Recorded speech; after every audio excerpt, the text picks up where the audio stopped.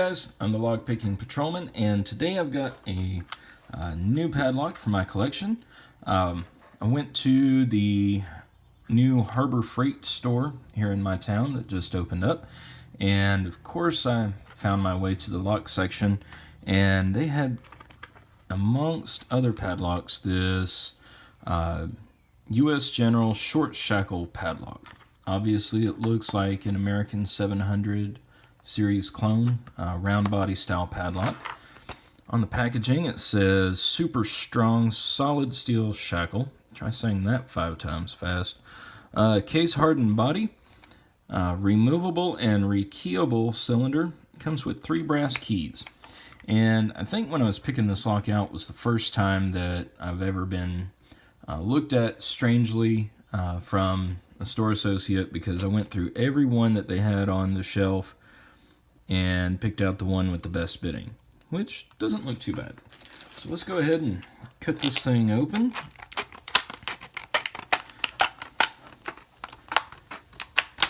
Guys, these scissors are the best scissors for opening this blister packaging. They're known as super scissors, trauma shears. You can get them from eBay. I even saw them at the Harbor Freight store. We're going to open this thing up. It's a very weighty padlock. Nothing important on the back there. Nice shiny finish. Again, the keys, 3 keys, nothing stamped on them. It does say hardened on there. So let's go ahead and test that. Let's take just a regular triangle file. And I really hate to do this, but I think it's important. Take a few swipes. And you can see, started cutting through that fairly nicely there. Let's try the shackle.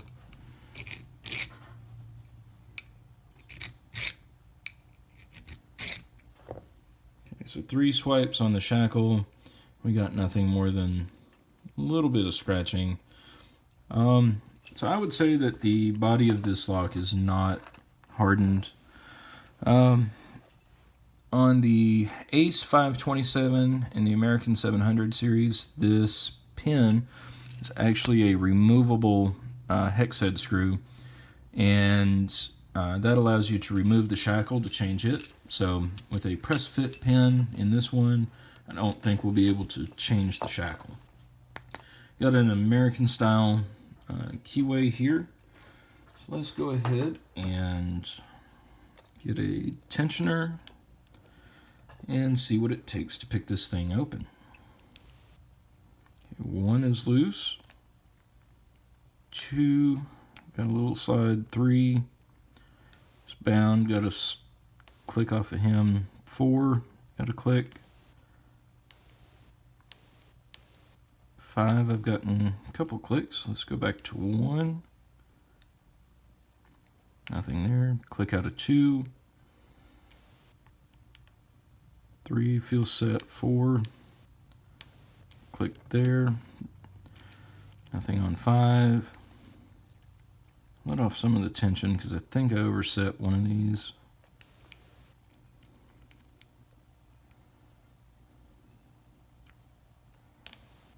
Okay, 1, 2, 3 is solid. Good click out of 4. Nothing on 5. 1, 2. Solid click out of 4.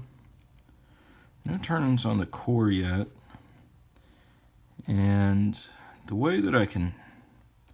only way I can think of to describe the feedback on the clicks is sloppy. So I imagine we're going to find some oddities and rarities in here. Let's see. Oh, we're open. Okay, cool. Yeah, no feedback from the core. let's go ahead and get this thing opened up.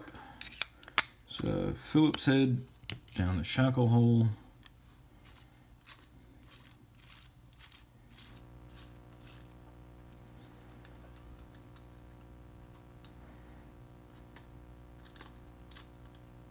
Okay. Didn't want to come unloose there at first. You may remember a while back I picked a small small cylinder that was very similar to this. It was the Shield security lock, and I have to say that this lock feels a lot like that one did when I was picking it. Let's see here. Let's see if we can pry this bottom plate out.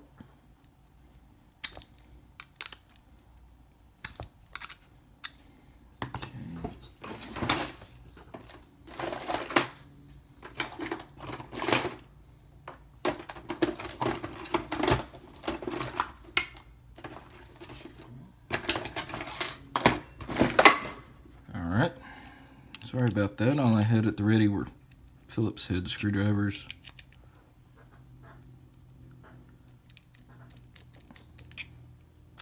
Huh.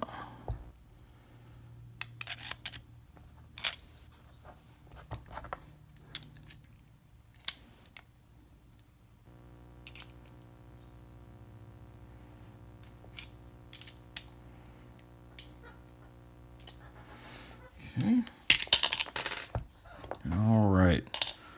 I think we've determined that the sloppiness of the manufacturing here is probably one of its security assets to prevent unauthorized core removal. You can see how that's actually sort of bent in the middle. I don't know if that's a result of me prying on it. I don't think so. But anyway, let's get the core out of here. And here's another good piece of evidence. Sloppy manufacturing. There's little shavings of metal coming out. Let's pull the core out. And right off the bat, I can see no C-clip on the back to retain the core. Let's take a follower and see if we can make this work without gumming everything up. Okay. Lock it up. See if we can spin it around. Okay, it's actually only turning a quarter of a turn. I don't see any direct evidence of crimping.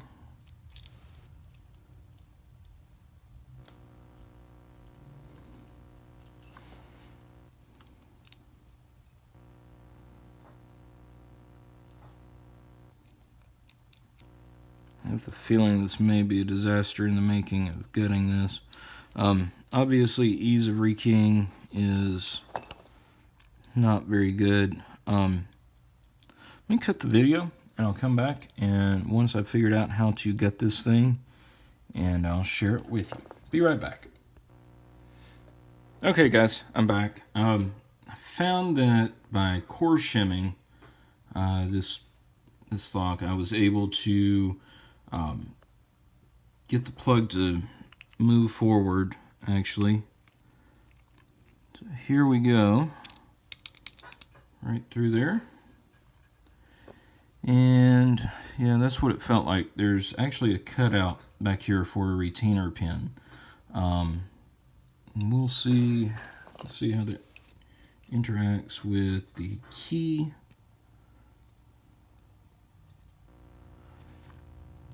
Okay, I'm seeing a, I don't know, I guess that would need to be lifted up and out of the way when it's turned 90 degrees. So let's get these pins dumped.